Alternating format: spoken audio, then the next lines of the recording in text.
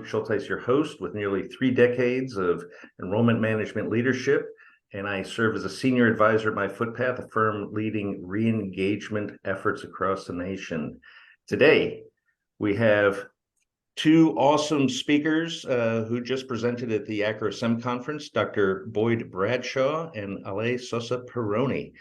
Ale is a higher ed professional with 18 years of experience in enrollment management, specializing in student recruitment, marketing, financial aid practices, student success, and strategic enrollment planning. She's currently Executive Vice President of Enrollment, Marketing, and Student Success at Georgia Southern University. And I try to bring together those separations and relationships. I think you know my brother, Steve Schultheis. He's down there in your system. So that's how we're connected. Yes, I know Stephen. Cool. Great.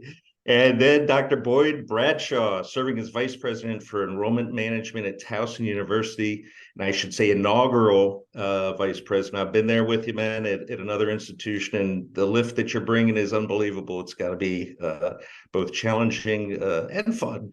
Bring over 25 years of extensive experience dedicated to the field of enrollment management. Prior to arriving at Towson, Dr. Bradshaw was Chief Enrollment Officer at Indiana University, Purdue University, Indianapolis, IUPUI, Logan University, Valpo, here's where we're connected. All 4 of my brothers, including Steve and my mother, attended Valpo. Oh, wow, that's great. Yeah, it's pretty good. One of them didn't graduate, but we won't hold that against them. St. Louis University, where my wife got her PhD, the University of Louisville, and Southern Illinois University, Edwardsville. So with that being said, and you all hear the wonderful experience of our two speakers, we want to get into the topic of the day, which is the power of strategic enrollment planning and data-informed campus culture. So you all presented 2 case studies at the SEM conference, and I thought we'd start off, Ale, talking about Georgia Southern. Would you be able to please share with us a little bit of the imperatives going down at your institution? What's really critical, and what are you driving forward? Yeah, thank you. Look, I appreciate it. Thank you. It's an honor to be here with you. Thanks for the opportunity. And yes, I just arrived at Georgia Southern in this past April. I'm the first inaugural Executive Vice President for Enrollment, Marketing, and Student Success at the institution. And we did that. We reorganized the institution because we're seeking a true market alignment, making sure that we bring about effectiveness and efficiencies, and we build a data-informed, enrollment-driven culture here at the institution. We're on our way to becoming an R1. We're about 26,000 students, 3 campuses, Division I. And, the reorganization we did is because we wanted to focus on the student life cycle. And how do we make sure that we impact the entirety of it?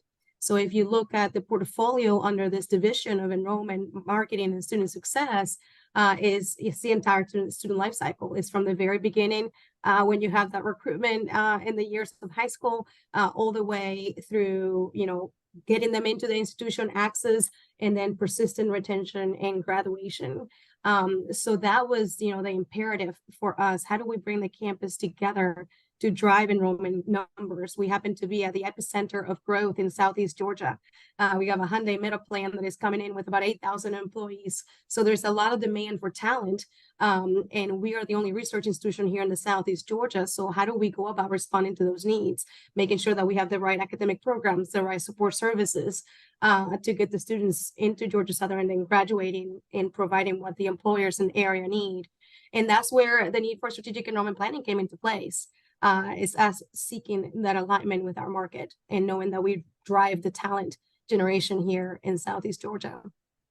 Awesome. And pursuing the R1 status is a huge lift. So, hat off to you. That's really exciting. You, when you presented a couple of weeks ago at SEM, part of the modeling was around the Ansa growth matrix, going back to 1957, yes. Something that's still valid. Can you speak to that a little bit for us? Yes. It's a new matrix. I'm just kidding, right? It's been around for a long time, since the 1950s. But what it does, when you're seeking to expand and you're looking at enrollment growth, it's a way to frame it. So what the Ansa matrix tells you is that you have 4 different quadrants in that framework. and you have the ability to bring new markets. You have the ability to bring new programs into your existing markets.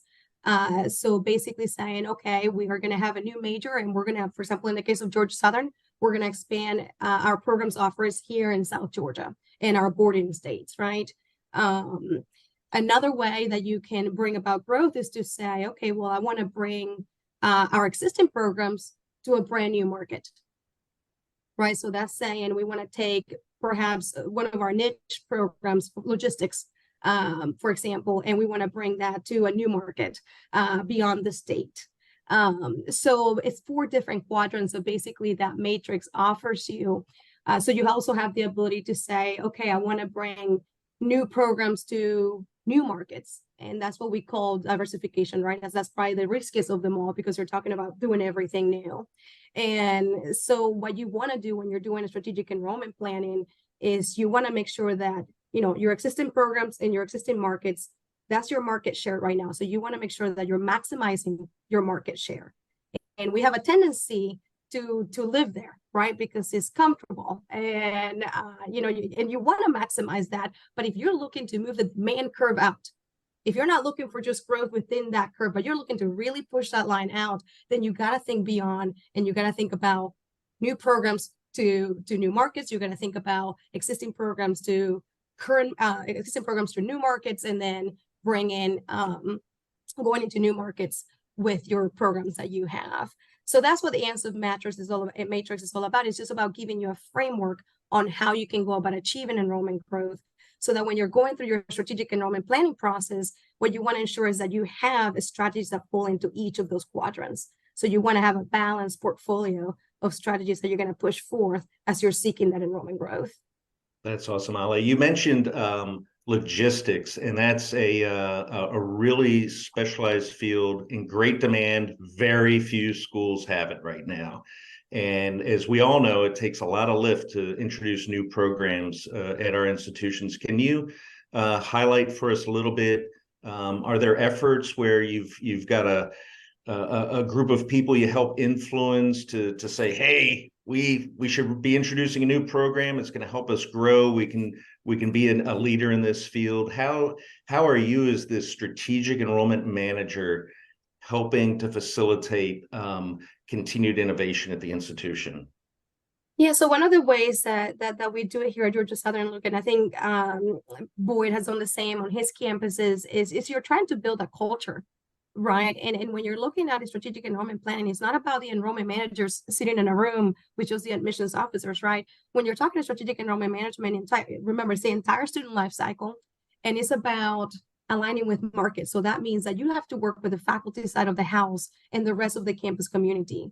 So you have to partner. For example, in my case, I'm partnering with my provost, and we're co-leading the entire strategic enrollment planning process. We're bringing in the deans. So when we have our working groups, the way that we have organized ourselves around the strategic enrollment planning initiatives is making sure that we have the staff and faculty represented. So we have 6 different groups, for example, in the case of Georgia Southern. And what we're doing is, you know, we have an undergraduate academic programs. We have a graduate academic programs. We have an online and adult group. We also have a student success, and then marketing and recruitment, and then a student finance group. And what we ensure is that there is a good balance of staff and faculty in each of those groups. But it's taken a lot of socialization, right? And when you're going into this process, is starting with the why. Why do we need a university-wide strategic enrollment planning process, right? Otherwise, you're just doing a recruitment plan, right? Because what we're trying to say is, okay, if we want to see enrollment growth, we know that we have manufacturing growing in the South. What are the programs that are going to satisfy those employers, right? And how do we align that with the student demand? So I can tell you, one of the issues with logistics right now is the same thing that when it was with data scientists about a few years back, when everybody was talking about, you know, arbitrary sciences and all that. And we know we had a demand, right? But the problem is, how do you explain logistics and manufacturing to a 17 and 18-year-old without thinking that they're going to go into some factory, right, and be a factory worker? So that's, for example, something that we're working through this plan is, what should be our marketing plan? Our employers, we have them aligned. Now we got to figure out, how do we market to the constituencies, to the students, to understand what the degree, the benefits is. But really, it's a partnership between staff and faculty to bring about that alignment, to understand what academic programs we need. And that's engagement of all of the deans within the institution. That's a really great representation of how SEM leaders need to, they don't have the teeth to own all the different departments, but need to really be responsible for the collaborative efforts across the institution. Boyd, you're stepping into you have stepped into a role there as the inaugural VP of Enrollment. How did you develop social capital? I assume, Towson was doing its own thing for a long time, and here you come in the front door and say, we got a new department, a new division, and we're going to start doing things a little differently.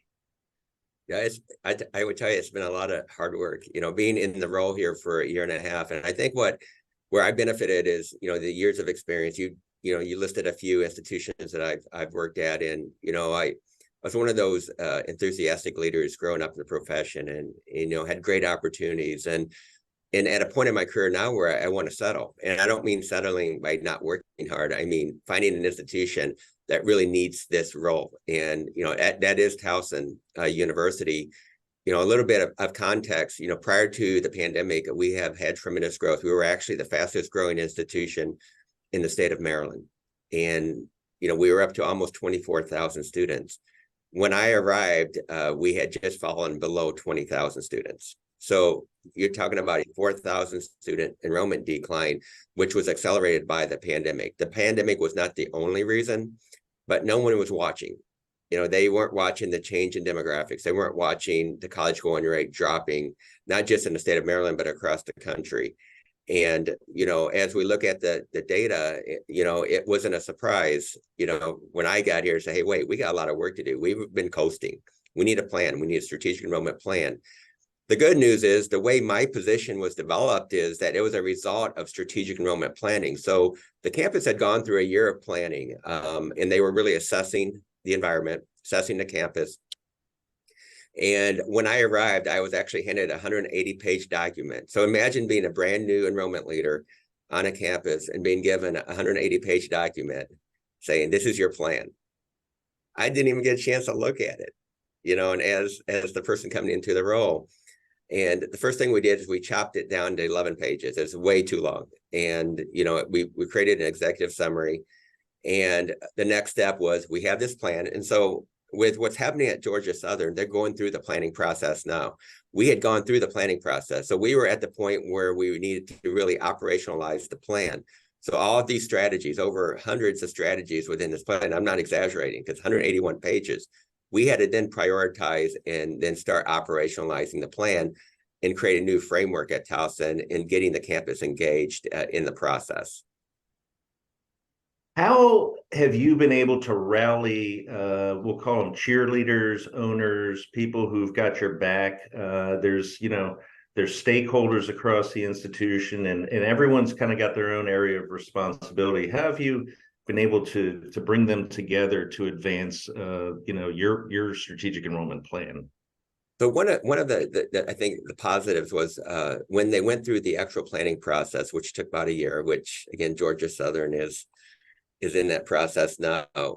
Some buy-in was created across campus because they did involve faculty and staff from all areas. And what I saw, though, is everyone went in with their ideas, their individual ideas that would help them in their area, and they weren't really looking at the campus as a whole. And, what would have the biggest gain? What would have the best return on investment? And so my job was really, number one, to educate the campus about what strategic enrollment management was all about. It is that life cycle of the student. It's not just admissions. It's not just graduating students.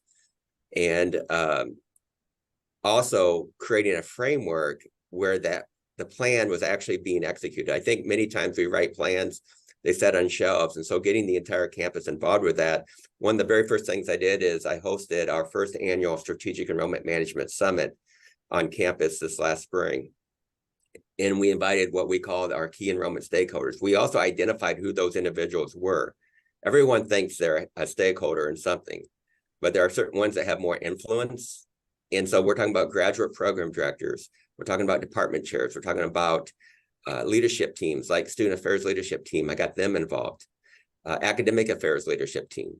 We created a strategic enrollment management council, and then we created 2 sub-councils, one to focus on what we call student success in regards to retention and graduation strategies, and then one that focused on recruitment and admission strategies. And we all have been working together. Strategically, I also appointed, or asked, I shouldn't say appointed because it wasn't my responsibility, but the co-chair of that is our vice president for student affairs. And so I am in academic affairs at Towson University and have a dual reporting line to both the provost and the president, which I think is an advantage because you have the academic side there with you. But where I needed to bring in was that student affairs side. And so appointing that individual person, Dr. Vernon Hurt, to serve on the council with me has been tremendous in our work. It's paid off. Oh, that's cool to hear. Ale, do you can you describe your relationship with student affairs? It's an important partner, certainly a different kind of area of focus, although it's retention, but someone who we kind of need to be joined at the hip with. Yes. I decided to partner, Boyd just talked about partnering with the VP of Student Affairs as he's leading the execution pieces of it. The reason I decided to partner with our provost is because I don't have the academic side of the house. I'm not in the academic side of the house. I report directly through the president. So for me, it was important that we did this together to bring the faculty along. But to your point, I will say our third prong is that, VP of Student Affairs here, Dr. Shay Little, and she's involved in our steering committee. And we have various members of her staff who then are part of the working committees that we have around the planning process. So indeed, we also work together on retention planning and annual retention planning. But to your point, yes, Georgia Southern, I happen to be incredibly lucky to work with a VP of Student Affairs that tracks engagement and tracks retention rates for all of the engagement that is every event that is at the institution. So we have the ability to segment data. So as we're going through our situational analysis, we have tremendously rich data that can help inform where we currently are. But yes, like Boyd, it is a tight relationship. I just happen to have partnered with the provost because of the fact that I'm not under the academic side of the house. Awesome. Boyd, you had mentioned, which I completely agree with, there's a preponderance of folk who think enrollment management is simply undergraduate admissions. And a huge lift for us in this business is the retention of students. So especially with this enrollment cliff that we've heard about, most of us didn't do anything about it. We thought we were immune to it. And most of us are tuition dependent, even the big state universities, unless you're top tier. Can you describe a little bit of any collaborative retention initiatives going on at your institution? Yeah, one advantage is when they formed the division enrollment management, I would encourage institutions to think about their structures, because we combined our front end, like our admissions, financial aid, which financial aid plays an interesting role because it's both for new students but also continuing students, and I think we forget about that they play a role with continuing students. And really looking at our scholarship strategies in regards to that, we're just not awarding aid to recruit the student, but also to make sure they graduate. And so that was a philosophy change at Towson, and we're still going through that. It's going to take some time to understand that, but that is a big piece of the puzzle when it comes to student retention and graduation.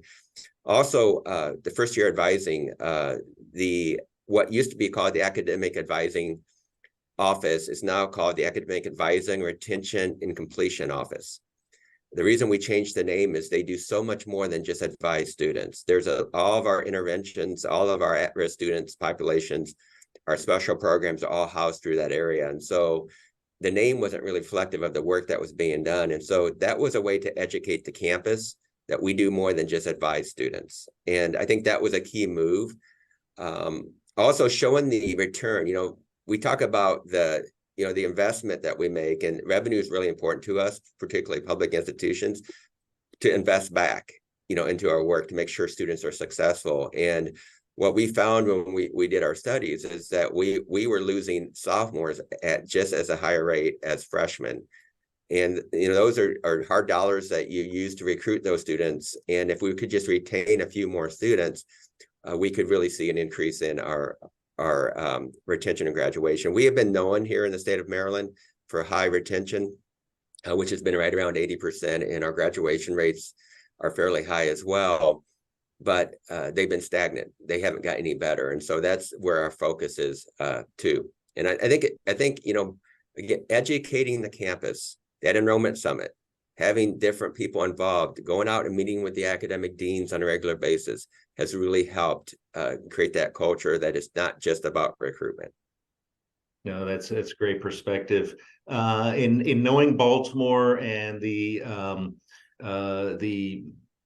high school graduate numbers kind of drying up, and looking down in southern Georgia, which is not much different. Ale, can you speak a little to any initiatives of going after new markets, or strategies to kind of keep the enrollment alive moving forward with the pipeline of new students? Yes, I can tell you that currently as an institution, we are redoing our entire website. We know that that's the number one most influential college resources are going through the college selection process. So making sure that, it's fully optimized, making sure that we have the relevant information that students are looking for. So what are the outcomes? What are the benefits of a Georgia Southern education, right? What is the experience like? I would say something else that we're doing through the strategic enrollment planning process is looking, we do a lot of recruitment within our border states, but beyond our border states, and what is our connection with alumni, for example. So we have a lot of alums that are in the DC area. So how do we work with our alumni network to then go into these new markets where we haven't historically had any efforts, right? We've become a lot more aggressive with our name buy-in. Being a state institution, you don't have necessarily that mindset of a lot of name buying. I spent a lot of time on the private side, and you're a lot more aggressive on the private side. So we're doing that and being more aggressive in how we attract our students. A lot of our efforts is also going into, I talk a lot about exercising fanatical discipline and listening to the needs of our students. And then I also talk a lot about digital transformation. How do we bring people, data, and technology together? So one of our goals here is, how do we lessen the cognitive load from the processing pieces of college, which is something that impacts both recruitment and retention, so that they can focus on the benefits, or that they can focus on their classes and co-curricular activities when they're here. And I think that the pandemic helped us all in expediting that digital transformation, but I would say there's still a lot of work to be done. How are you using AI to make processes simpler, better for our students? In higher ed, we're still asking for the form in this process and go to that office. We've got to cut that off and realize that our students are used to Netflix and Amazon and YouTube. And literally with a click of a button, everything is personalized, customized, and seamless. So how do we make our recruitment experiences personalized and seamless so that they get that type of experiences that they've grown up with, right? And so that's a lot of our efforts are surrounding that. And to your point before, a lot of it is on the retention side of the house as well, because that's where, right now I got 26,000 sitting there. At the end of the day, when we're bringing incoming classes, our goal for next year is to bring around 6,200 or so between freshmen and transfer students. But the bulk is sitting here. So we got to make sure that we don't forget that those students need to continue to be re-enrolled. And we were really good about getting them in and telling them about all the benefits, and we somewhat forget it. And we forget to reinforce that message. So how do we continue to do that? Great, thanks. Final question, and I'll ask you both. Boyd, what keeps you up at night? Aside from your three daughters. Yeah, exactly. And as you can see them behind me, and one's a senior, that actually keeps me up at night. She's in the college process and, waiting for decisions and stuff. And, of course, as a dad, you want her to enroll at Towson University. So, but really, I think what keeps me up is that, you can't control what's happening around you. What you can control is what's happening on your campus. And so, making sure that our plan is relevant and the work that we're doing. And, I always challenge my staff to take risks. And, although we want to take risks, enrollment's a risky business too. You take too big of a risk, not only does your staff suffer, but the entire campus suffers. So measuring that risk is probably what keeps me up more than anything, when there's a new idea and really thinking about whether we should implement it, when we should implement it, and making sure that you're thinking about the entire campus and not just individually that person or that office that wants to do something different. That's great. Tremendous amount of responsibility is upon the enrollment managers.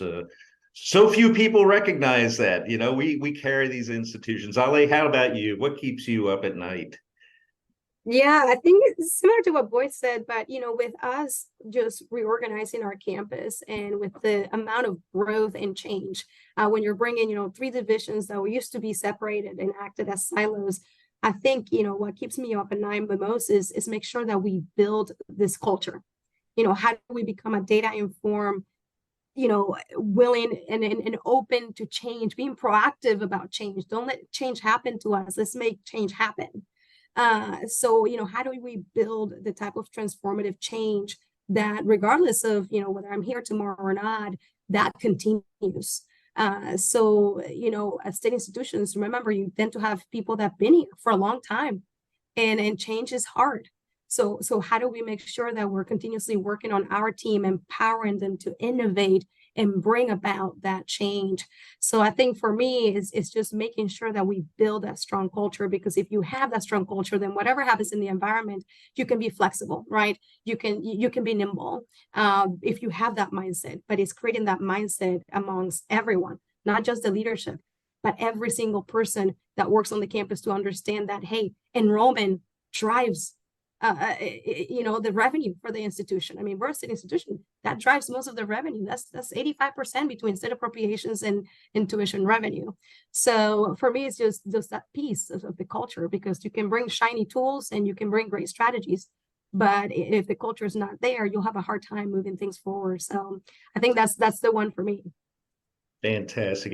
And I'll amplify what you mentioned, which was continuity, and being able to be down 2 or 3 institutions later, but look back and you set a culture where the institution's driving forward, supporting access and student success. I want to thank all the viewers for looking at watching us today with myFootpath Conversations.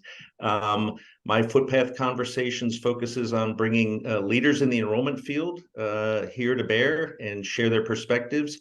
I want to especially thank Ale Sosa Pierono, Dr. Boyd Bradshaw. They presented recently at the ACRO-SEM conference.